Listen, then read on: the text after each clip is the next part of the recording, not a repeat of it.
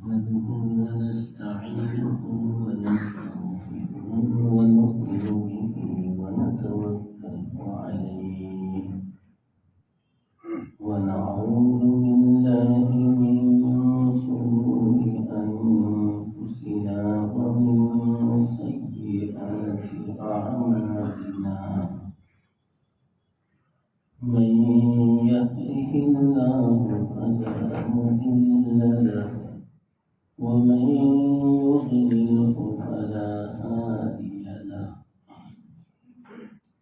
ونشهد أن لا إله إلا الله وحده لا شريك له ونشهد أن سيدنا ومولانا محمدا عبده ورسوله صلى الله تعالى عليه وعلى آله وأصحابه وأزواجه وذرياته وأتباعه وبارك وسلم تسليما كثيرا أما بعد فأعوذ بالله من الشيطان الرجيم بسم الله الرحمن الرحيم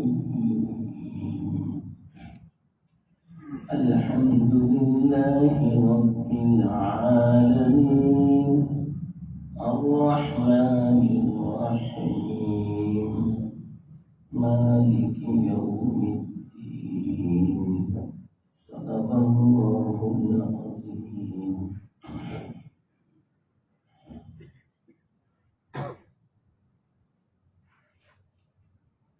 محترم دوستوں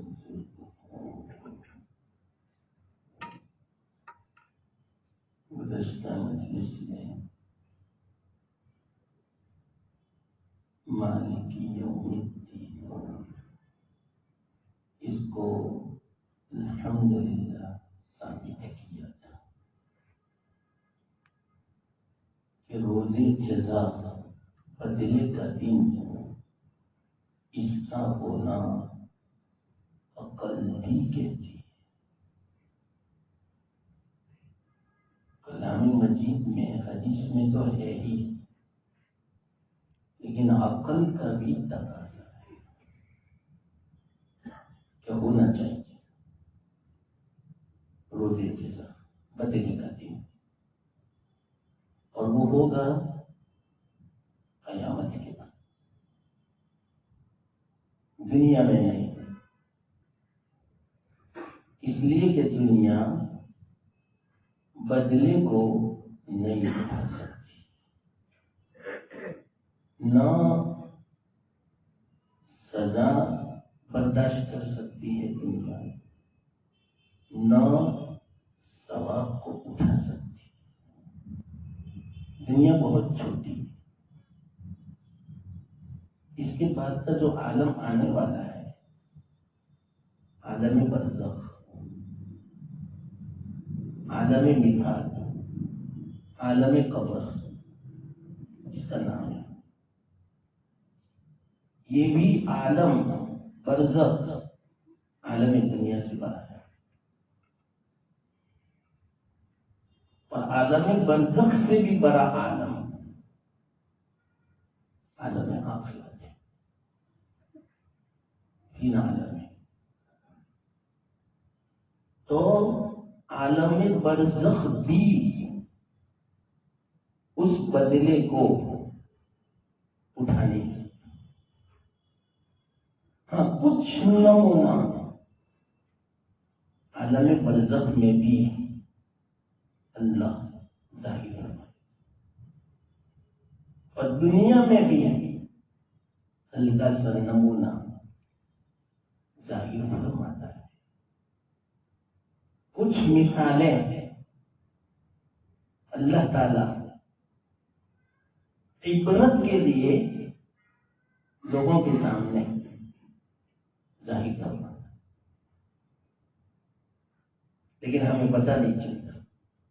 کچھ مثالیں اگر ہر عمل کا بدلہ اللہ دنیا میں ظاہر فرما دے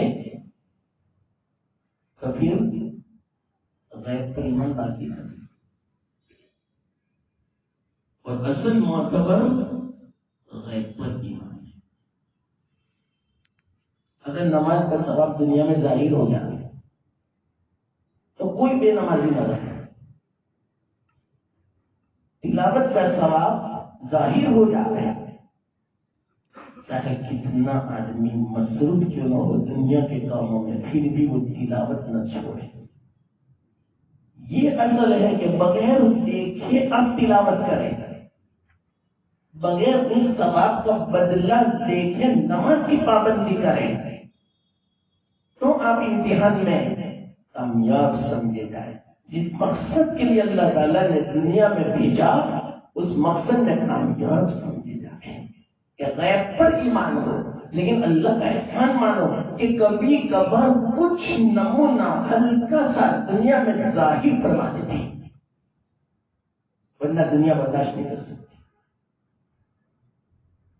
اس کو اب میں چند مثالوں سے سمجھا. مثالیں سمجھانی پڑے گی. ہلکا سا نمونہ دنیا میں، پورا نہیں. بعض نیک عمل کا ثواب کچھ ظاہر فرماتے ہیں اللہ تعالیٰ، اور بعض گناہوں کی پکڑ سزا دنیا میں اللہ تعالیٰ ظاہر فرماتا ہے تاکہ ہمارا ایمان مضبوط بنے اور ہم عمل کی طرف راغب ہوں اور گناہوں سے بچنے والے بنے. اس بنا پر بعض مرتبہ اللہ تعالیٰ ہلکا سا نمونہ ظاہر فرماتا ہے. کیوں ہلکا سا نمونہ؟ جس کی وجہ میں نے بتایا، دنیا اس کو اٹھا نہیں سکتی، ثواب کو برداشت نہیں کر سکتی. دنیا ہے چھوٹی، یہ تو بڑی مختصر ہے. دنیا بھی گویا ایک ستارہ ہے لیکن بہت چھوٹا. سورج تو کتنا بڑا، چاند بھی اس سے بڑا، اور اس سے بھی بڑے بڑے ستارے پائے جاتے ہیں، سورج سے بھی بڑے. دنیا کے مقابلے میں سورج آج کل کے جو سائنسدان ہیں وہ یوں کہتے ہیں کہ 13 لاکھ گنا بڑا ہے. کا اندازہ لگاؤ کتنا بڑا ستارہ ہے. چاند بڑا ہے زمین کے مقابلے ستارہ، اور اس کے علاوہ کتنے ستارے، کتنی کائنات ایسی ہیں جو ہم سے اوجھل ہے اور اتنی بڑی ہے کہ آدمی تصور نہیں کر سکتا، آدمی کے دل و دماغ میں نہیں آ سکتی کہ ایسی کائنات، ایسا عالم ہے. ہمارا ذہن تو بہت تنگ ہے. ہم نے صرف دنیا دیکھی ہے، بس ابھی نہیں دیکھی عالم برزخ. ہاں، جس کا ایمان پختہ ہے یوں سمجھو اس نے عالم برزخ دیکھ لیا، جنت دیکھ لی اس نے، جس کا ایمان مضبوط ہے. کیوں؟ اللہ کے رسول نے فرما دیا کہ عالم برزخ میں ایسا ہے، جنت ایسی ہے، تو اس کا یقین ہے ہمارے آقا صلی اللہ علیہ وسلم کے فرمان پر. تو اس نے گویا دیکھ لیا، گویا دیکھ لیا، دیکھا نہیں آنکھوں سے، لیکن وہ یوں تصور کرتا ہے میں نے دیکھ لیا. ایک بات میں آپ کو بتاؤں، ایک مرتبہ حضرت ماریہ قبطیہ رضی اللہ تعالیٰ عنہ اللہ کے رسول صلی اللہ علیہ وسلم کی ماں کی 2 بہنیں تھیں، سیرین اور ماریہ. مصر کے بادشاہ نے ہدیے میں بھیجی تھی. اللہ کے رسول صلی اللہ علیہ وسلم نے حضرت ماریہ کو قبول فرمایا. ان سے بچہ پیدا ابراہیم نام، 18 مہینے کا ہوا تھا اور انتقال ہو گیا. اللہ کے رسول صلی اللہ علیہ وسلم کی گود میں تھے. اللہ کے رسول صلی اللہ علیہ وسلم اس غم کو برداشت نہیں کر سکے اور آنکھوں سے آنسو جاری ہو گئے. 18 مہینے کا بچہ کیسا ہوگا، اور کس کا بچہ؟ اللہ کے رسول کیسا گلاب جیسا ہوگا. چاند کو شرما دے اتنا خوبصورت. امی بھی مصر کی تھی، بڑی حسینہ جمیلہ. تو آپ ہی بتاؤ بچہ کیسا ہوگا. اتنا خوبصورت ہوگا. وہ 18 مہینے کا بچہ کھیلتا ہوا دودھ پیتا گود میں اگر چلا جا رہا ہے تو کیسا کم ہوگا. اللہ کے رسول صلی اللہ علیہ وسلم کی آنکھ مبارک سے آنسو جاری. کسی صحابی نے فرمایا یا رسول اللہ یہ کیا؟ تو فرمایا شکایت میں نے نہیں کی اللہ کی کہ میرے بچے کو اٹھا لیا. یہ رحمت کا اثر ہے, یہ محبت کا اثر ہے, یہ جدائی کا دور ہے. اور اس رحمت کا اثر اگر ظاہر ہو آنکھوں سے اس میں کوئی حرج کی بات نہیں. یہ محبت کی علامت ہے. جانوروں کو محبت ہوتی ہے اپنے بچوں سے. جانور بھی بے قرار ہو جاتا ہے جب اس کا بچہ مر جاتا ہے. تڑپتا ہے جانور. جانور ہے, کوئی عقل نہیں ہے. اس کے باوجود بچے کی موت پر, بچے پر کوئی نقصان, کوئی آفت آ جاتی ہے, بے چین ہو جاتا ہے. ہم تو انسان ہے, تو انسان کو کیوں نہیں اثر ہوگا؟ ایسا بچہ غلام جیسا چاند کو شرما دے گا. تو اللہ کے رسول صلی اللہ علیہ وسلم نے صحابی کو فرمایا کہ رحمت ہے, اس کا ظہور ہوا. اگر دل میں رحمت اور شفقت نہیں ہوگی تو آنکھوں میں سے آنسو بھی ظاہر نہیں ہوگی. آنسو کا بہنا یہ محبت کی علامت ہے, رحمت کی علامت ہے. حضرت ماریا بھی رو رہی تھی. ماں تو ماں ہوتی ہے, ماں کو تو بڑا غم ہوتا ہے. یہ تو رسول تھی, آپ کا تو کیسا مضبوط ایمان, کوئی شکایت نہیں, تھوڑی دیر کے لیے بس غم پھیلا. لیکن ماریا تو وہ عورت تھا, ماں تھی, تو ماں کو کیسا غم ہوگا؟ رو رہی تھی, بےتاب تھی. اللہ کے رسول صلی اللہ علیہ وسلم نے دیکھا کہ ماریا کو تسلی دینی چاہیے. لاؤ میں تسلی دوں. کسی کو تعزیت بولتے ہیں, تسلی دینا, سکون ہو. جو غم ہوا ہلکا ہو غم, اس کو بولتے ہیں تعزیت. کسی کے غم میں شریک ہونا, ایسی بات کہنا کہ جس کی بنا پر اس کا غم ہلکا ہو, بہت بڑی عبادت ہے تعزیت. حق ہے مسلمان. تو اللہ کے رسول صلی اللہ علیہ وسلم نے تسلی کے لیے فرمایا کہ ماریا غم مت کر, اللہ نے تیرے بچے کے لیے جنت کے 2 حوروں کو دودھ پلانے کے لیے دایا کے طور پر مقرر کیا ہے. جب تک اس کے 2 سال پورے نہیں ہوں گے وہاں تک جنت کی حوریں اس کو دودھ پلائیں گی. اور تیرا بچہ جنت میں کھیل رہا ہے, باغوں میں کھیل رہا ہے. اگر تو چاہتی ہے تو میں تجھے دکھا دوں. ماریا نے فرمایا بس یا رسول اللہ, مجھے تسلی ہو گئی. آپ نے فرما دیا گویا میں نے دیکھ لیا. آپ کا فرمانا 100% یقینی ہے. ہو سکتا ہے میرے دیکھنے میں شک ہو سکتا ہے, لیکن آپ کی فرمائش میں, آپ کی ارشاد میں آپ نے جو فرمایا اس میں کوئی شک نہیں ہے رسول اللہ. گویا میں نے دیکھ لیا, اب مجھے کوئی دیکھنے کی ضرورت نہیں ہے, مجھے تسلی ہو گئی. یہ ہے ایمان صحابہ. حضرت عائشہ رضی اللہ تعالیٰ عنہا خود نے فرمایا کہ ماریا تو ہاں کہتی ہے تو تیرے ساتھ ہم بھی جنت کا نظارہ کر لیتے ہیں. لیکن ماریا نے فرمایا نہیں, مجھے آپ کی بات پر اتنا بھروسہ, اتنا ایمان تھا کہ میری آنکھوں سے مشاہدہ اگر ہوتا تو اس پر بھی اتنا مجھے اعتماد بھروسہ نہیں تھا, اس لیے میں نے منع کر دیا. یہ تھا تو اللہ کے رسول نے فرما دیا بس کافی تھا. لیکن اس کے باوجود ہمارا ایمان مضبوط ہو, کبھی کبھار اس طرح ہلکے سے نمونے اللہ تعالیٰ دنیا میں ظاہر فرما دیتا ہے, ورنہ دنیا برداشت نہیں کر سکتی. اور یاد رکھنا یہ جو چیزیں ہیں بعضوں ہی کو نظر آ سکتی ہے, ہر ایک کو نہیں. اگر اللہ کے رسول صلی اللہ علیہ وسلم دیدار کراتے تو صرف حضرت ماریا کو ہی نظر آتا, کسی کو نظر نہ آتا. یہ نظام ہے اللہ کا ہے, نہیں سمجھ میں آ سکتی یہ بات. کب سمجھ میں آ سکتی ہے؟ جب ہمارے ساتھ گزرے, ہم خود دیکھیں, اس وقت خود تم کہو گے بھائی یہ معاملہ ایسا ہے کہ جب تک آپ کے ساتھ نہیں ہوگا وہاں تک سمجھ میں آ ہی نہیں سکتا. اتنے واقعات ہیں کہ میں خود پریشان ہوں کہ کون سا واقعہ میں آپ کو سناؤں، لیکن کچھ سناؤں گا، کچھ ہلکا سے نمونہ. مثال کے طور پر ہر ایک کو نظر نہیں آتا. اللہ کے رسول صلی اللہ علیہ وسلم ایک مرتبہ نماز پڑھا رہے تھے، صلاۃ الکسوف، سورج گرہن کی، تو کبھی آگے جاتے کبھی پیچھے ہٹتے. صحابہ نے بھی دیکھا کہ اللہ کے رسول صلی اللہ علیہ وسلم کیا فرما رہے ہیں، کبھی مصلی سے آگے جا رہے ہیں تو ایک قدم آگے بڑھ رہے ہیں، کبھی پیچھے ہٹ رہے ہیں.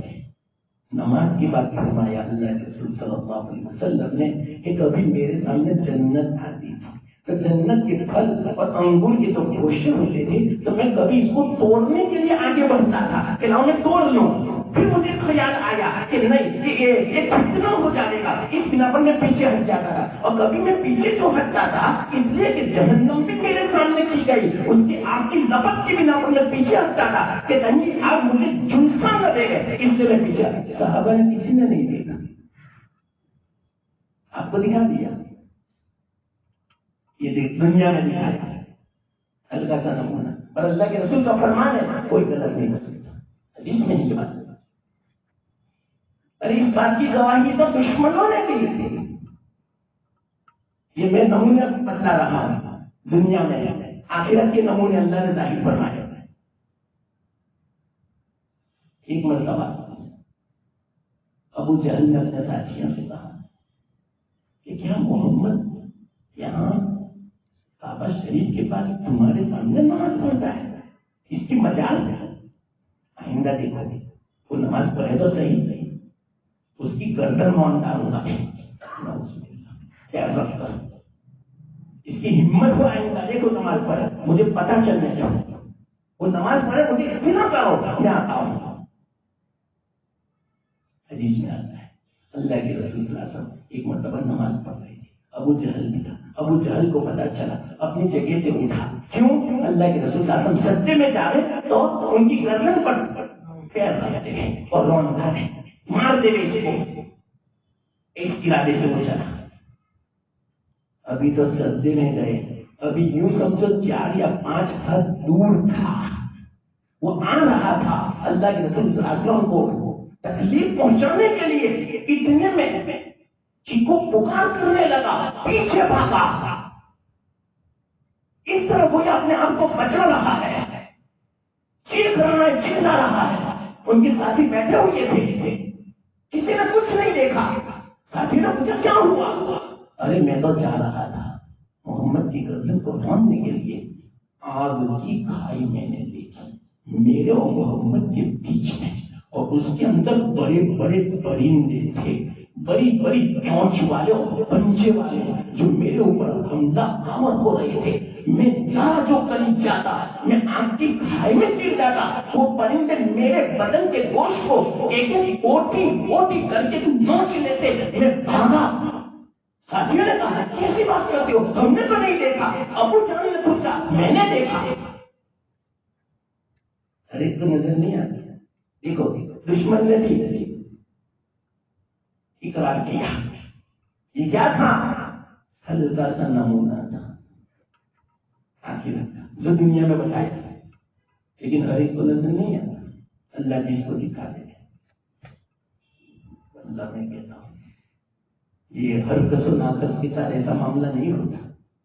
جس کو دکھا دے بڑا مقبول بنتا ہے، محبوب بنتا ہے. مثال کے طور پر شیخ مجدد الفسانی، یہ مثال میں دے رہا ہوں. شیخ مجدد الفسانی رحمت اللہ علیہ ایک مرتبہ تشریف فرما تھی اور سب لوگ ہدیہ لا رہے تھے. کوئی اچھا موقع تھا، عید کا موقع یا شب قدر کا ایسا کوئی موقع تھا. بازوں نے پوری دیکھ حضرت کی خدمت میں پیش کی کہ یہ صدقہ کرتے ہیں، غریبوں میں تقسیم کرتے ہیں. لیکن حضرت نے کوئی توجہ بھی نہیں کی. اتنے میں بعد میں ایک غریب آدمی آیا کچھ چنے لے کر. جیسے وہ چنے لے کر حضرت کی خدمت میں حاضر ہوا، حضرت ایک دم سے متوجہ ہوئے، کھڑے ہو گئے. کھڑے ہونے کے بعد ان کے چنے کو قبول فرما لیا اور قبول فرما کر جتنا ہدیہ آیا تھا ان تمام پر تھوڑے تھوڑے چنے بکھیر دیے تاکہ اس چنے کی برکت تمام کھانوں میں آ جائے. ان کے خادم نے دیکھا کہ حضرت بڑے بڑے ہدیے آئے, بڑی بڑی دیگیں لوگ لائے, اس کی طرف آپ نے اتنی توجہ نہیں کی, اتنا اہتمام نہیں کیا جتنا اپنا اہتمام اس غریب کے چنے کا کیا. آپ کھڑے ہو گئے, متوجہ ہو گئے, ہاتھ میں لیا, سر پہ اٹھایا اور ان چنے کا جو اہتمام کیا تمام کھانوں پر بکھیر دیے تاکہ اس کی برکت تمام کھانوں میں آ جائے. کیا وجہ ہے؟ حضرت نے فرمایا اصل میں لوگ ہدیہ لے کر آ رہے تھے, میری نظر اللہ کے رسول صلی اللہ علیہ وسلم کی طرف تھی. کوئی نہیں دیکھ رہا تھا, حضرت دیکھ رہے تھے عالم برزخ کو. اللہ کے رسول صلی اللہ علیہ وسلم جب بھی کوئی ہدیہ لاتا اس کی طرف توجہ فرماتے رہے. ابھی تک جتنے ہدیے آئے اللہ کے رسول نے کوئی توجہ نہیں کی, اور یہ غریب چنے لے کر جب آیا اللہ کے رسول صلی اللہ علیہ وسلم متوجہ ہو گئے, چنے کو دیکھنے لگے, غریب کو دیکھنے لگے. میں سمجھ گیا کہ یہ بڑا اہتمام والا صدقہ لگتا ہے, بڑا اخلاص والا صدقہ لگتا ہے. تو میں نے بھی اہتمام کیا, میں نے بھی توجہ کی. یہ بڑی مبارک چیز ہے, یہ بڑی برکت والی چیز ہے, اس لیے میں نے ایسا کیا. دیکھو سب بیٹھے ہوئے تھے لیکن کسی کو نظر نہیں آ رہے تھے. اللہ کے رسول صلی اللہ علیہ وسلم شیخ مجدد الفسانی دیکھ رہے تھے. یہ اخلاص کی. تو اب سنو, بات سمجھانی ہے تفصیل کے ساتھ.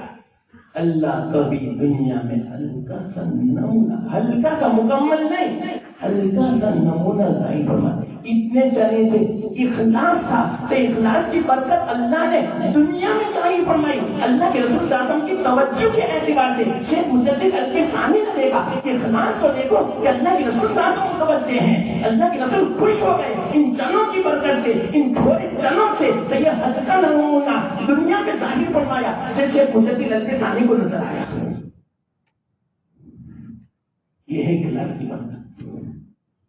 اخلاص میں کمیت نہیں دیکھی جاتی, کیفیت دیکھی جاتی. اخلاص کا معنی ہے کیفیت, کثرت نہیں دیکھی جاتی کہ فلانے نے 10 پارے پڑھے لیکن فلانے نے 1 رکوع پڑھا, لیکن 1 رکوع اتنا اخلاص, اتنی توجہ کے ساتھ پڑھا جس طرح اللہ چاہتے ہیں. 1 رکوع 10 پاروں پر بھاری. یہ ہے اخلاص کی بات. اور کثرت اصل نہیں اللہ لیا, تو وہ پوری دیگ لائے تھے کثرت کے اعتبار سے. کتنا زیادہ کھانا تھا لیکن کوئی توجہ نہیں, کتنے چلے گئے, توجہ تھی. دونوں میں فرق تھا زمین آسمان کا. کون سا؟ اخلاص کا, عدم اخلاص کا. تو اخلاص کا دیکھو اللہ تعالیٰ نے اس کا ہلکا سا نمونہ ظاہر فرمایا. یہ ہر کس ناقص کو نظر نہیں آ رہا, ہمیں ماننا پڑے گا. اتنے مثالیں ہیں.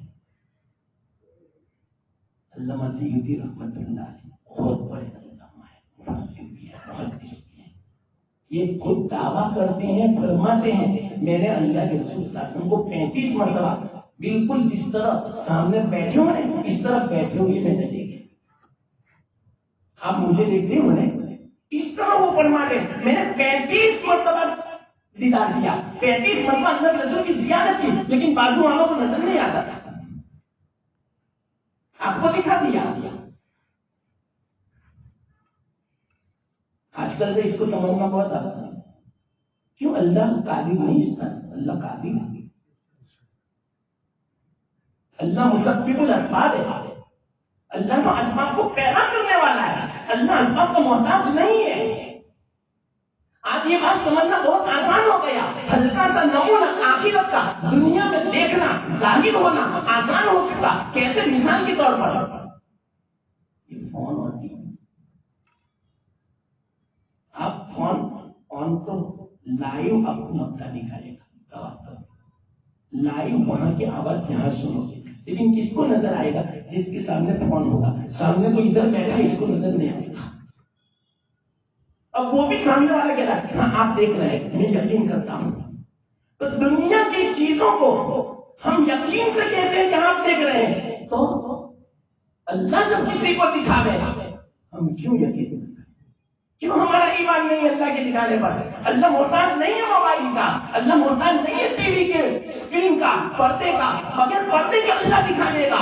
سارے بیچ میں جتنے بھی رکاوٹیں ہیں، جتنے بھی دیواریں ہیں، اللہ تعالیٰ سب کو ایک طرف کر دیتا ہے، رکاوٹوں کو دور کر دیتا ہے، اور یہاں بیٹھے بیٹھے اگر اللہ چاہے کعبہ شریف دکھا سکتا ہے۔ معراج کے موقع پر کیا ہوا تھا؟ یہ مثالیں میں دے رہا ہوں۔ معراج کے موقع پر مکہ والوں نے انکار کیا، یہ کیسے ہو سکتا ہے؟ ایک ہی رات میں بیت المقدس پہنچے، واپس بھی آئے، اور وہاں سے آپ نے آسمان کی سیر کی۔ تو بالکل معمولی سوال کی جو بچوں کو کیے جاتے ہیں، عقل مند آدمی جو بڑا ہوتا ہے اس طرح کا سوال کرتا بھی نہیں، لیکن دیکھو آپ کو تکلیف پہنچانے کی طرف سے، آپ کی توہین کے لیے، آپ کو عاجز کرنے کے لیے ایسے سوالات کیے جو بالکل مناسب نہیں تھے بڑے آدمیوں کے لیے۔ مثال کے طور پر کیا سوال کیا معلوم؟ قریش کے سرداروں نے، اے محمد، اگر آپ نے بیت المقدس کی زیارت کی تو بیت المقدس جو ہے اس کے کتنے دروازے ہیں، کتنی کھڑکیاں ہیں، کتنی سیڑھیاں ہیں؟ یہ سوال یا اللہ، میں آپ سے کہتا ہوں کہ مسجد بنے 8 سال ہوئے، بعض لوگ ایسے ہیں 8 سال سے مسلسل نماز پڑھتے ہیں۔ میں اگر آپ سے یہ پوچھوں کہ نیچے وضو کر کے اوپر آتے ہو کتنی سیڑھیاں ہیں؟ دن میں 4 یا 5 مرتبہ اوپر چڑھتے ہیں اور نیچے اترتے ہیں، 8 سال تک میں آپ کو پتا نہیں کہ اتنی سیڑھیاں ہیں۔ کتنا بیکار سوچ، آپ کو عاجز کرنے کے لیے، پریشان کرنے کے لیے سوال کیا، لیکن ان کو پتا تھا کہ اللہ ان کے ساتھ ہے۔ اللہ کے رسول صلی اللہ علیہ وسلم بے چین ہو رہے تھے، پریشان، یہ اللہ یہ کیسا سوال؟ ایک معمولی سا سوال، یہ تو اپنے گھر میں کتنی کھڑکیاں بھی لو، کتنا سب دروازے کانچ، اپنے گھر کا بھی 5 مرتبہ نہیں پتا چلتا۔ یہ تو ایک مرتبہ گیا، یہ میں گننے گیا تھا کھڑکیاں اور دروازے اور سیڑھیاں، کتنا اہم معاملہ تھا وہاں تو 1,24,000 انبیاء جمع تھے وہاں پر، تو حضرت جبرائیل میکائیل تھے وہاں پر، تو یا اللہ ایسے موقع پر کوئی کھڑکیاں گرے گا؟ 1,24,000 انبیاء، جہاں اپنے ابراہیم بھی تھے علیہ السلام، حضرت آدم علیہ السلام بھی تھے، حضرت موسیٰ علیہ السلام بھی تھے، نوح علیہ السلام بھی تھے، عیسیٰ علیہ السلام بھی تھے۔ ارے کہاں فرصت دروازوں کو دیکھنے کی، کہاں فرصت کھڑکیوں کو دیکھنے کی؟ جہاں ابراہیم ہو، خلیل اللہ ہو، آپ کے ابا ہو، جہاں اسماعیل علیہ السلام ہو، بڑے بڑے اولو العزم انبیاء جہاں موجود ہوں، جہاں جبرائیل ساتھ میں ہوں، جہاں میکائیل ساتھ میں ہوں، جہاں اللہ کی مدد ساتھ میں ہوں، وہاں وہ کھڑکیاں گریں گے، وہاں سیڑھیاں گریں گے؟ کیسا سوال دیکھا؟ اصل میں کیا ہے معلوم؟ مثل مشہور ہے، اگر آپ کو پتا چلا تھا، کسیانی بلی کھمبا، جو بلی کسیانی ہو جاتی ہے، شکار کرنے لگی، شکار نہیں کر سکتی، تو اپنی ایپ کو چھپانا ہے نا، یہ دیکھو، تو وہ یوں کر دیا، وہ کھمبا نوچتی رہتی ہے کہ میں تمہیں شکار کر رہی تھی، کہ مجھے تم حقیر سمجھو اور مجھے تم ناکام سمجھو، تو اس لیے ایسے سوال کرتے ہیں وہ ہلکے سے، معمولی سے، تو کوئی حرج کی بات نہیں۔ اللہ کے رسول بے چین ہو گئے، پریشان ہو گئے، اللہ تعالیٰ نے پورا بیت المقدس اٹھا کے سامنے کر دیا، لوگ ہی نہ ہوئے۔ اللہ کے رسول اس طرح کیوں رہے تھے؟ کیا پوچھا؟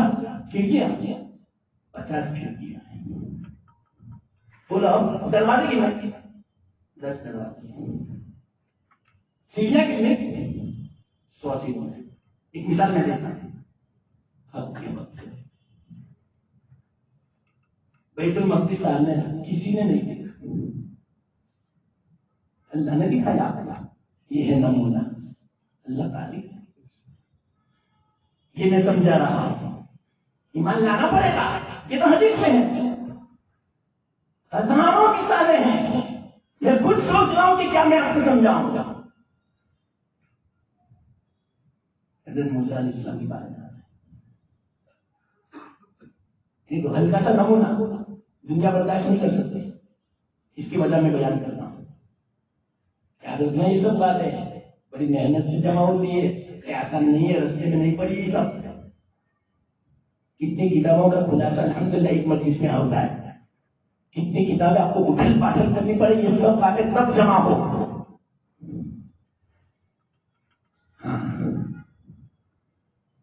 حضرت موسیٰ علیہ السلام جا رہے تھے کوئی دور پر.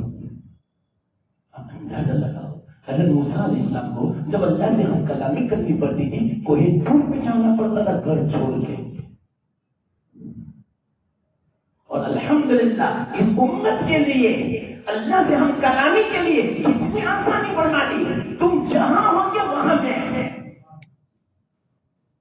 اگر گاڑی میں ہو تو وہاں بھی میں آپ کے پاس آؤں گا، مسجد میں تو مسجد میں بھی آؤں گا، بازار میں تو بازار میں بھی آؤں گا. آپ پہاڑ پر جاؤ پہاڑ پر میں آؤں گا، سمندر میں جاؤ سمندر میں آؤں گا، فضا میں اڑو فضا میں آؤں گا. ہر جگہ قرآن پڑھ لو، اللہ سے ہم کلامی ہو گئی. لیکن ہمیں قدر نہیں، مرنے کے بعد قدر کر لو مسلمانوں. کلام مجید کی تلاوت یہ مضمون الگ ہے، لیکن زندہ ایک بات میں کہتا ہوں، قرآن پڑھنا تلاوت کرنا وہ یا اللہ سے ہم کلامی ہے. ہم نہیں تلاوت کرتے تو اللہ کلام کرتا ہے، جو یہ کلام اللہ ہے، انسان کی زبان سے اللہ کلام کرتا ہے. یہ مت سمجھنا کہ میں قرآن پڑھ رہا ہوں کہ امام صاحب نے قرآن پڑھا. امام صاحب نے نہیں، اللہ نے امام صاحب کی زبان سے قرآن پڑھا. اللہ کو یہ حدیث میں آتا ہے قرآن پڑھنا بھی ہے اور اسے سننا بھی ہے. تو پڑھنا بھی ہوا، سننا بھی ثابت ہوا. اور موسیٰ علیہ السلام کے لیے ہم کلامی کے لیے گھر چھوڑ کے کوئی دور پہ جانا پڑتا تھا. کیا سعادت ہے اس امت کے لیے، کہیں یہ سعادت کو ضائع نہ کر دیں. پستھروں کے خون کی آنسو بہاؤگے مرنے کے بعد. اللہ تھوڑا وقت دے دے میں تلاوت کروں. تلاوت کے کیا فائدے ہیں وہ بھی میں آپ کو بتاؤں گا ہلکے سے نمونے. آج مطلب اللہ ظاہر فرماتا ہے. ہاں تو کوئی دور میں جا رہے ہیں حضرت موسیٰ علیہ السلام ہم کلامی کے لیے. رستے میں ایک امتی ملا ہوئی تھا. انہوں نے کہا حضرت آپ جانتے ہو مجھے میری حالت کیسی ہے، بڑی فقر بڑی مصیبت سے گزرتی ہے زندگی، کھانا پورا بھی نہیں ملتا، آج ملا معلوم نہیں کب ملے. کتنی کھانے کی تنگیں ایسی جا رہی ہے، کھانا میسر نہیں. پریشان ہو چکا ہوں، پریشان ہو چکا. اللہ سے دعا کر دو میرے لیے، کچھ دعا کر دو میرے لیے کہ اللہ حالات اچھے کر دے میرے. اس میں بھی اللہ کی حکمت ہے. میں صحیح کہتا ہوں، بڑی علم کی ضرورت ہے. اللہ کی حکمتوں کو کوئی نہیں سمجھ سکتا. کہاں عجیب و غریب حکمت ہے. جس بندے کو اللہ تعالیٰ سمجھ دے دے، اللہ میں کہتا ہوں اس سے بڑی کوئی نہیں.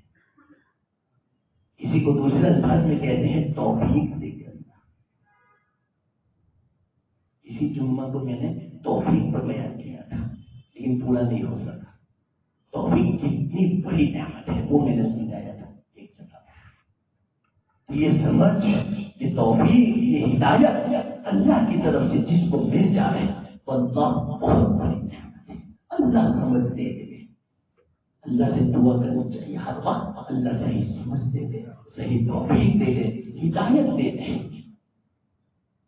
اللہ کی رسول نے دعا مانگی ہے اللہم انی اسألک التوفیق لمحابک من الاعمال اللہم وفقنی لما تحب وترضى. کیا دعا ہے؟ اس دعا کو اگر میں کھولوں تو اس مجلس پوری ہو جائے. اتنی زبردست دعا ہے اللہ کے رسول نے مانگی، توفیق کی دعا. جی ہاں تو سمجھ تو کیا حکمت ہوگی اس بندے کے بارے میں اللہ ہی بہتر جانتا ہے. ایک مرتبہ حضرت، اب دیکھو اس کا بھی میں ہلکا سا نمونہ بتا دوں. ہماری بات چل کے مالک یوم الدین، ہلکا سا نمونہ دنیا میں، تو اس کا بھی میں آپ کو سمجھاؤں گا. حدیث میں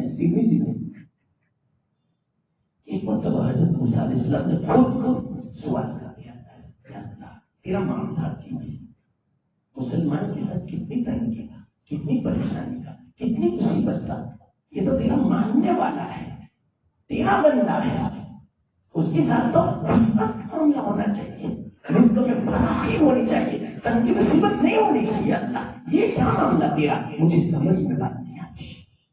اور جن تیرا نافرمان ہے، کافر ہے، تجھے نہیں مانتا، ان کی حالت میں نے دیکھی، کتنی مسلمان کتنی فراخی ہے روزی میں، ان کی امیدیں پوری ہو رہی ہے اور مسلمان کی نہیں ہو رہی ہے. ایک واقعہ ہوا تھا اصل میں، اس کے ماتحت میں یہ بات تیار فرمائی تھی. اللہ نے فرمایا، کچھ جواب نہیں دیا. موسیٰ نبی بھی تھے، اللہ تعالیٰ نے وہیں بیٹھے بیٹھے جنت دکھا دی. حدیث نہیں، ہمیں نظر نہیں آ سکتی، موسیٰ علیہ السلام کو دکھتی تھی. جنت دکھائی، زبردست باغ و بہار، نعمتیں، محلہ. حضرت موسیٰ علیہ السلام نے فرمایا، یہ کیا ہے اللہ؟ یہ جو آپ نے سوال کیا اس کا جواب. آپ نے کہا نہیں کہ مومن کو کیوں تکلیف برداشت، کہ میں نے جس پر تکلیفیں رکھی ہے دنیا میں، یہ بدلہ لینے والا ہوں مرنے کے بعد، جو میں نے آپ کو دکھا دیا. حضرت موسیٰ علیہ السلام نے کیا فرمایا اس کو معلوم، یا اللہ اگر یہ بدلہ ہے مومن کا مرنے کے بعد، تو اگر دنیا میں پیدا ہونے کے بعد سے مرتے دم تک اگر وہ نابینا ہو، پیروں سے معذور ہو، اپامج ہو، مصیبتوں میں ہو، تکلیف میں ہو، بیماری میں ہو، اندھا ہو، نابینا ہو، کچھ بھی ہو، پھر بھی وہ فائدے میں ہے. اگر اس کا بدلہ یہ ہے تو حقیقت میں یا اللہ یہ فائدے میں ہے مومن بندہ.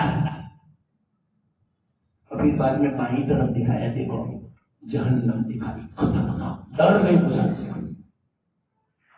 موسیٰ علیہ السلام میں یہ کیا ہے؟ دیکھیں یہ آپ نے جو کافر کے بارے میں سوال کیا ہے کہ بڑی نعمتیں دے رکھی ہیں، وہ راحت میں ہے، بے فکر ہے، اس کو کوئی ٹینشن نہیں ہے، تو میں نے اس لیے دے رکھا ہے کہ مرنے کے بعد اس کو یہ سزا دینے والا ہوں. حضرت موسیٰ علیہ السلام نے فرمایا، اللہ اگر اس کافر بندے کو ابھی جو تو نے نعمتیں دے رکھی ہے، اس سے بھی زیادہ نعمتیں تو عطا فرماوے، لیکن مرنے کے بعد یہ بدلہ اگر ہے تو وہ خسارے میں ہے اور مومن فائدے میں ہے. اگر اسے تکلیف میں ہے، مصیبت میں ہے، بیماری میں ہے، پریشانیوں میں ہے، ٹینشنوں میں ہے، اللہ اسی لیے ٹینشن لاتا ہے، بڑا درجہ دینا ہے مرنے کے بعد. لیکن اس کا ہلکا سا نمونہ دنیا میں ظاہر فرما دیا. یہ ہے مثال حضرت موسیٰ علیہ السلام کے ذریعے سے ہو گئی مثال. میں ہلکا سا نمونہ سمجھا رہا ہوں. دنیا میں دنیا برداشت نہیں کر سکتی. اگر وہی بدلا دنیا میں ظاہر ہو جاتا اس مومن کا تو یہ دنیا نہیں اٹھا سکتی. جنت کو صرف موسیٰ علیہ السلام کو دکھایا. یہ ہے ہلکا سا نمونہ. بات سمجھنا مجھے میں سمجھا رہا ہوں. ہمارا امت ادھر ادھر نہ ہو. میں تفصیل سمجھا رہا ہوں مثالوں سے. اور دنیا کیوں نہیں برداشت کر سکتی اس کی مثال وہ میں سمجھاؤں گا.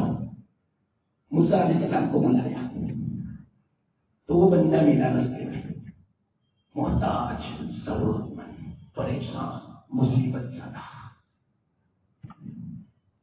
اس نے کہا اللہ کے رسول ہی میرے لیے دعا کرتا ہے، کوئی اچھی حالت ہو جائے. حضرت موسیٰ علیہ السلام کو بھی رحم کیوں نہ رہا ہے، اپنا امتی تھا. ہر نبی کو اپنی امت کے ساتھ شفقت ہوتی ہے، رحمت ہوتی ہے. ہمارے آقا کو تو بہت رحمت ہوتی ہے ہمارے ساتھ.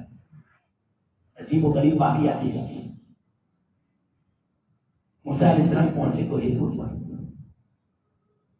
جو کچھ ہم کلامی کرنی تھی ہو چکی. حضرت موسیٰ علیہ السلام جب اللہ تعالیٰ سے ہم کلامی ہوتی تھی دنیا کو بھول جاتے تھے. اور کیوں نہ بھولے، کسے ہم کرتے ہیں. آج کہ ہمیں ایسی تلاوت کی توفیق دے. جب کلام مجید کی تلاوت ہو ہم دنیا و ما فیہ سے بے خبر ہو جائیں. لیکن ہماری تلاوت کے ساتھ تو کتنے پلان بن رہے ہوتے ہیں، کتنا ذہن چل رہا ہوتا ہے دنیا کے اندر، کتنی باتیں بھی ہو رہی ہیں، ادھر ادھر دیکھ بھی رہے، کوئی توجہ نہیں ہے۔ یہ افسوس کا اظہار نہیں کر رہا، ہماری تلاوت ایسی دھیان سے تلاوت جو ہو، اللہ اکبر، اس کا تصویر کچھ ہے، اصلاح ہوتا ہے ہماری دین، جو دل ہے نا اس کی اصلاح ہو جاتی، عجیب کیفیت ہو جاتی، اللہ کی محبت اس سے زیادہ باقی ہے۔ اللہ کا قرب اور اللہ کی محبت کو پیدا کرنے والا کوئی ذریعہ نہیں ہے تلاوت کی۔ یاد آئے گا کہ اس کا بھی میں ہلکا سا نمونہ بیان کروں۔ اللہ نے بتایا، ایک دم سے بیچ میں بات آئی، لیکن بعد میں انشاءاللہ بات یاد آئی تو میں بتاؤں گا تلاوت کا ہلکا سا نمونہ دنیا میں کیا ہے۔ تو موسیٰ علیہ السلام جب ہم کلامی فرماتے تھے سب دنیا سے بے خبر، اللہ کا دیدار ایسا ہوتا ہے، اللہ سے ہم کلامی ایسی، اور حدیث سے بھی پتا چلتا ہے کل قیامت کے دن میدان مسجد میں جب اللہ کا دیدار ہوگا، سارے مومن جنت کی نعمتوں سے بے خبر ہو جائیں گے، ان کو پتہ بھی نہیں چلے گا کہ میں جنت میں ہوں، سب بھول جائیں گے اللہ کو، دیدار کو۔ جب وہ مصروف ہوں گے، مشغول ہوں گے، سب جنت کی نعمتوں کو بھول جائیں گے، حوروں کو بھی بھول جائیں گے۔ جب اللہ کا دیدار ہوگا تب پتہ چلے گا کہ کتنی بڑی نعمت ہے۔ اسی بنا پر تو آپ کو پتہ ہے، حدیث سے پتہ چلتا ہے، قرآن سے بھی پتہ چلتا ہے کہ کافروں کے لیے سب سے بڑا عذاب کون سا؟ کیا کہو گے آپ؟ جہنم؟ ارے نہیں، اللہ اپنے دیدار سے ان کو محروم کر دے گا، اس سے بڑا عذاب۔ اللہ نے مجھے اللہ انہم لمحجوبون، وہ دیدار نہیں کر سکیں گے اللہ کا۔ جب اللہ کا دیدار نہ ہو، آپ اندازہ لگاؤ، اللہ کا دیدار سب سے بڑی نعمت ہے۔ وَرِضْوَانٌ مِّنَ اللَّهِ أَكْبَرُ، اللہ کی رضامندی بھی سب سے بڑی نعمت ہے، اللہ کا دیدار بھی سب سے بڑی نعمت ہے۔ جب اللہ کا دیدار ہوگا، بندہ دنیا وما فیہا، جنت کی نعمتوں سے بے خبر ہو جائے گا، ایسا ہو جائے گا، بے ہوش ہو جائے گا، بے ہوش۔ حدیث میں ایسا ہے تو کیسا دیدار ہوتا ہے، کتنی بڑی نعمت، اللہ تعالیٰ اس نعمت سے کافروں کو محروم کر دے گا۔ قرآن میں حدیث میں تب ان کو پتا چلے گا ہم کتنی نعمتوں سے محروم ہیں۔ اللہ حجاب فرما لے گا ان سے، اپنا دیدار نہیں کرائے گا، اتنی بڑی نعمت ہے۔ تو حضرت موسیٰ علیہ السلام کوئی بھول گیا ہے، سب بھول رہے تھے، اللہ نے خود یاد دلایا۔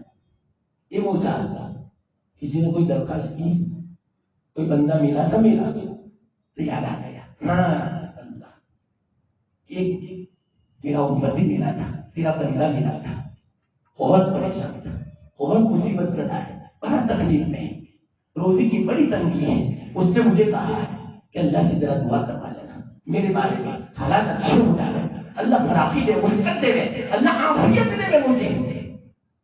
اللہ نے فرمایا، اللہ نے کیا دلایا، کیوں یاد دلایا، قبول کرنا تھا اس کو۔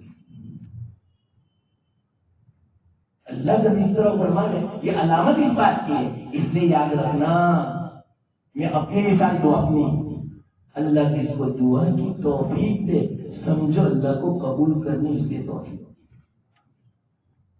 مانگنے کی توفیق کس کو ملتی ہے؟ اللہ جس کی دعا قبول کرنا چاہتا ہے۔ معمولی مت سمجھنا اس بات کو، آپ کہیں گے میں تو بہت دعا کرتا ہوں کہ میرا حال اچھا ہو جائے، میں تو دیکھتا ہی نہیں اس کے آثار، دعا کی قبولیت ہے۔ ارے دعا کی قبولیت کسے کہتے ہیں وہ ہم سمجھے ہی نہیں۔ ہر دعا اللہ قبول فرماتا ہے۔ بعض مرتبہ ہم نے جو مانگی دنیا کے اعتبار سے وہ خود اللہ عطا فرما دیتے ہیں، لیکن اکثر تو ہمارے لیے آخر میں جمع فرماتے ہیں، یا ہمارے لیے جو آئندہ کوئی مصیبت پریشانی آنے والی ہوتی ہے اللہ اس کو دور فرما دیتا ہے، یا ہم نے جو مانگا ہمارے لیے مناسب نہیں ہوتا۔ یہ بات سمجھنا، اس کی میں مثال دوں، بچہ ہے، بچہ بہت روتا ہے، اصرار کرتا ہے، مجھے ٹھنڈا پینا ہے، مجھے ٹھنڈا کھانا ہے، اور آپ نے دیکھا یہ بیمار ہے، یہ اس کے لیے مناسب نہیں ہے، ڈاکٹر نے منع کیا ہے، آپ کو پتا ہے، بچہ نہیں سمجھتا اس پر، بیمار ہوگا پھر بھی ٹھنڈا کھائے گا پیے گا، اچھا لگتا ہے ٹھنڈا۔ تو اسی طرح دنیا ہمیں بڑی اچھی لگتی ہے، چاہے نقصان دے یا کچھ بھی کرے۔ تو باپ کیا کرتا ہے، بچہ اگر ضد کرتا ہے ٹھنڈے کی اور ڈاکٹر نے منع کیا، اور آپ بھی جانتے ہیں کہ اس کے لیے ٹھنڈا نقصان دہ ہے، تو آپ ٹھنڈا نہیں لو گے، اس کے بدلے میں وہ چیز لو گے جو اس کے لیے فائدے کی ہوگی۔ لیکن بچے کو پتا نہیں، بچہ یہ سمجھتا ہے کہ میرا باپ میری امید پوری نہیں کرتا، میری مانگ پوری نہیں کرتا، میری ضد کو پوری نہیں کرتا۔ بچہ یہ سمجھتا ہے، باپ کو کیا سمجھتا ہے کہ میری بات پوری نہیں کرتا، میری بات نہیں سنتا، غصے ہوتا ہے، ناراض ہوتا ہے باپ سے، لیکن باپ اس کے لیے بڑا شفیق ہے، بڑا مہربان ہے، بڑا رحمت والا ہے کہ نہیں تیری ضد پوری نہیں کی جا رہی ہے، تیرے لیے نقصان ہے۔ تو اللہ آپ سے بھی زیادہ شفیق مہربان ہے۔ ہمیں پتا نہیں جو ہم نے دنیا مانگی ہمارے لیے بڑی نقصان دہ ہوتی ہے، اللہ فرماتے تو ضد مت کر، اس کے بدلے میں تجھے دوسری چیز دیتا ہوں جو تیرے لیے فائدہ پہنچے۔ یاد رکھنا، اب میں بات ایک بتلا دوں اندر کی معرفت کی بات۔ مرتبہ دعائیں کرتے ہیں دنیا کی چیزوں کی، اللہ تعالیٰ اس کو کوئی ہدایت دے دیتے ہیں، کوئی توفیق دے دیتے ہیں، اللہ کی کوئی معرفت دے دیتے ہیں، اس کو نماز کی توفیق دے دیتے ہیں، دعا میں دل لگنے کی، اور دعا میں ایسا دل لگتا ہے، یہ جو دیتے ہیں واللہ میں کہتا ہوں ساری دنیا اس چیز کا مقابلہ نہیں کر سکتی۔ یہ آپ کو حدیث سے سمجھاؤں اس بات کو۔ ہم کہتے ہیں کہ دعا قبول نہیں، ارے آپ کو کیا پتا، آپ نے جو تصویر پڑھی ہے اس دعا کی برکت سے پڑھی تھی، آپ گناہ سے بچے تھے اس دعا کی برکت سے گناہ سے بچے تھے، آپ نے جو تلاوت کی، تہجد پڑھی، نماز کی پابندی کی، یہ سب اس دعا کی برکت سے ہوا، لیکن ہمیں پتا نہیں کہ کون سی دعا قبول ہوئی۔ سنو کیا ہوا، بنی اسرائیل کا واقعہ میں سناؤں۔ ایک بندہ تھا بنی اسرائیل، وہ واقعہ ابھی اور دوبارہ میں بھی کہتا ہوں۔ ایک بندہ تھا، اس سے کوئی گناہ ہوا تھا زبردست، بلکہ گناہ ہوتا ہی رہتا تھا، اللہ کی طرف سے نوازشات کی بارش ہوتی رہتی تھی، کبھی نہیں ہوئی۔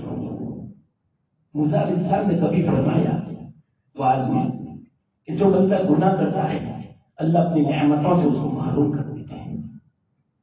اس بندے نے کہا اے موسیٰ، یہ نبی، یہ اللہ کے رسول، میں تو دیکھتا ہوں میں کتنے گناہ کرتا ہوں، میری نوازشات میں کبھی کمی نہیں آئی، کبھی کمی نہیں آئی، تو یہ کیسا؟ آپ یوں کہتے ہیں اللہ کی طرف سے نوازشات میں کمی آ جاتی ہے، اللہ اس بندے پر رحم نہیں کرتا، میری نعمتوں میں تو کبھی کمی نہیں آئی بلکہ اضافہ ہو رہا ہے دنیا کا، پہلے سے زیادہ نعمتیں ہیں، پہلے سے زیادہ دولت ہے میرے پاس۔ موسیٰ علیہ السلام حیرت میں پڑ کے کیا بات کرتے ہو؟ میں یوں کہتا ہوں، فوراً حضرت موسیٰ علیہ السلام اللہ کی طرف متوجہ ہوئے کہ اللہ یہ بندہ تو یوں کہتا ہے اور تو مجھے یوں کیا لگا رہا ہے کہ گناہ جب بندہ کرتا ہے میں اپنی نعمتیں بند کر دیتا ہوں، اپنی نوازشات بند کر دیتا ہوں، یہ تو کہتا ہے اور زیادہ نعمتیں ہیں، اور زیادہ مجھے دولت ملی ہے، اور زیادہ نوازشات کی بارش ہے میرے اوپر، تو یہ کیا ہے یا اللہ تیرا معاملہ؟ اللہ نے وہی بھیجی کہ موسیٰ ان کو کہہ دو میں ان سے بہت ناراض ہوں گناہوں کی بنا پر، تجھے پتا نہیں بہت بڑی نعمت، اتنا بڑا عذاب میں اس کو میں نے مبتلا کیا ہے، اس کو کچھ پتا نہیں کہ میں نے کس عذاب کے اندر مبتلا کیا ہے۔ وہ کون سا عذاب؟ اللہ نے فرمایا اس کو کہو کہ تجھے دعا میں جو لطف ملا کرتا تھا وہ میں نے چھین لیا، نماز کی جو توفیق ملا کرتی تھی تکبیر اولیٰ کے ساتھ، اس میں جو مزہ آتا تھا، اب ان کو پوچھا کہ کبھی مزہ آتا ہے، کبھی نماز پڑھی نہیں پڑھی، یہ کیا ہوا؟ یہ سب سے بڑا عذاب ہے میرا۔ سمجھو مسلمانوں، کہیں ہم تو اس میں مبتلا نہیں ہے، ہمیں نماز کی توفیق ملتی ہے نہیں ملتی تو سمجھو اللہ فرماتے جس سے میں ناراض ہوتا ہوں اللہ تعالیٰ اس کو جو لطف ہوتا ہے عبادت کا، تلاوت کا، نماز کا، وہ چھین دیتا ہے۔ اللہ فرماتے جب میں ناراض ہوتا ہوں اس کو میں چھین دیتا ہوں۔ یہ سب سے بڑا عذاب ہے موسیٰ، دنیا تو کچھ نہیں میرے نزدیک، دنیا کی کوئی قیمت نہیں، دنیا اگر میں پوری دنیا کا مالک بنا دوں، میرے نزدیک دنیا تو مچھر کے پل کے برابر نہیں ہے. تو یہ علامت نہیں ہے اس بات کی دنیا کا ملنا کہ میں اس سے راضی ہوں، اور جس کو دنیا نہ ملے اس بات کی علامت نہیں ہے میں اس سے ناراض ہوں. نہیں، یہ معیار ہے ہی نہیں، یہ علامت نہیں ہے. علامت تو وہ ہے اللہ. بہت میں بولتا ہوں، میرا دل جانتا ہے میں کیوں بات آ گئی، اس میں مجھے بولنا پڑے گا، ڈر لگتا ہے. حالات اتنے خطرناک ہیں. صحابہ کو جو تہجد میں، تلاوت میں، نمازوں میں، دعاؤں میں، ذکر میں جو لطف آتا ہے ہم دیکھتے ہیں کتابوں میں، وہ نہیں ملتا ہمیں. کیا وجہ ہے کہ اللہ ناراض ہے؟ یہ صرف آپ کے بارے میں نہیں، میں اپنے بارے میں بھی سوچتا ہوں. میں نے کہا ہے میں بول تو رہا ہوں لیکن ڈر رہا ہوں کہ کہیں اللہ ناراض نہ ہو. 5 مرتبہ واقعی دعا میں جو دل لگتا ہے کہ عجیب و غریب دنیا سے بے خبر ہو جاتا ہے. دنیا کی دولت ایک طرف اور دعا میں جو مزہ اور لطف اللہ جو عطا فرماتا ہے، تلاوت اور نماز تہجد میں جو لطف مزہ دیتا ہے، اللہ کے ساتھ سرگوشی میں اللہ نے جو لطف رکھا ہے، واللہ یہ دنیا کی دولت کچھ نہیں اس کے مقابلے میں. تو یہ لطف کیوں ختم ہو چکا؟ وجہ کیا ہے؟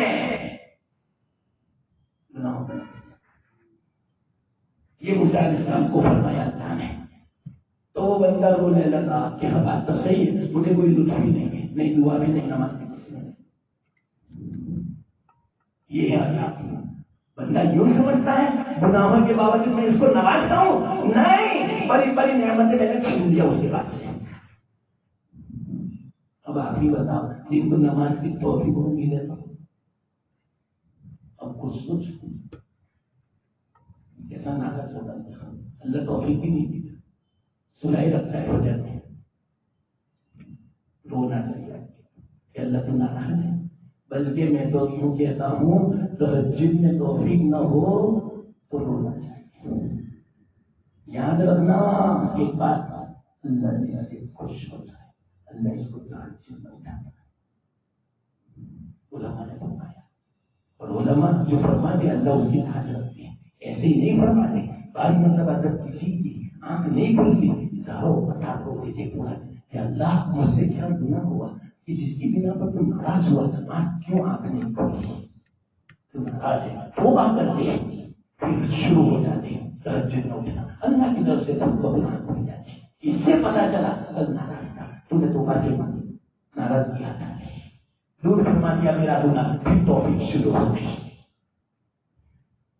یہ بہت بڑی رضامندی کی علامت ہے. کیوں معلوم اس کی وجہ؟ علماء فرماتے ہیں تہجد کے موقع پر اللہ آسمان دنیا پر آتا ہے. اللہ ایسے بندوں کو توفیق دیتا ہے جس سے اللہ تعالیٰ محبت کرتا ہے، جس سے اللہ تعالیٰ سرگوشی اور باتیں کرنا چاہتا ہے. جس بندے سے اس بندے کو اللہ تہجد کے موقع پر توفیق عطا فرماتے. اب آپ ہی بتاؤ جب تہجد میں اٹھے گا کیا فجر نہیں پڑے گا؟ اب آپ ہی بتاؤ جو فجر بھی نہ پڑے اس کا کیا حشر ہوگا؟ میرے پاس الفاظ نہیں. کتنی کھلنا پکڑ ہے کہ جس کو فجر میں آنکھ نہ کھلے کتنا اللہ ناراض ہوگا. اللہ توفیق نہیں دیتا کہ یہ فجر میں سب سے افضل نماز فجر کہ یہ میرے دربار میں آگے فجر میں نہیں چاہتا اس بندے کو. سنانے لگتا ہے اللہ تعالیٰ شیطان کا محبوب بندہ وہ ہے جو فجر میں سوتا ہے، اور اللہ کا محبوب بندہ وہ ہے جو تہجد میں انہیں فجر میں آ گئے. اب کس کا محبوب ہمیں بننا ہے؟ خود فیصلہ کر لو. اب شیطان کا محبوب بننا ہے تو ابھی بتاؤ لعنت ہی لعنت اترے گی دنیا میں، جھگڑے ہی جھگڑے ہوں گے، پھر پریشانی پریشان، سکون نہیں ملے گا. اور اللہ کی رحمت چاہیے تبھی یہ کرو، رحمت ہی رحمت نازل ہوگی. بات کہنا تو بڑی آسان ہے، عمل کرنا ہے. اللہ جن کو توفیق دے دے اللہ ان کو ہمیشہ استقامت دے دے اخلاص کے ساتھ. اور جن کی آنکھ نہیں کھلتی دعا کرنا اللہ ان کو توفیق دے. اس سے پتا چلا توفیق معمولی بات نہیں. یہ میں سمجھاتا تھا وہاں بیان میں. دیکھو توفیق کی بنا پر یہ سب کچھ ہوتا ہے تو توفیق کتنی بڑی نعمت ہے. جب یہ توفیق ملے گی اللہ کی طرف سے رحمتیں نازل ہوگی، اللہ کی مدد آئے گی، دنیا کے جتنے بھی دروازے ہیں کاموں کے، مشکلات کے، مسائل کے، مراحل سب آسان ہو جائیں گے اور جنت کا دروازہ ایسے ہی ہو گیا توفیق کے بعد۔ ہاں خیر، تو کیا ہوا؟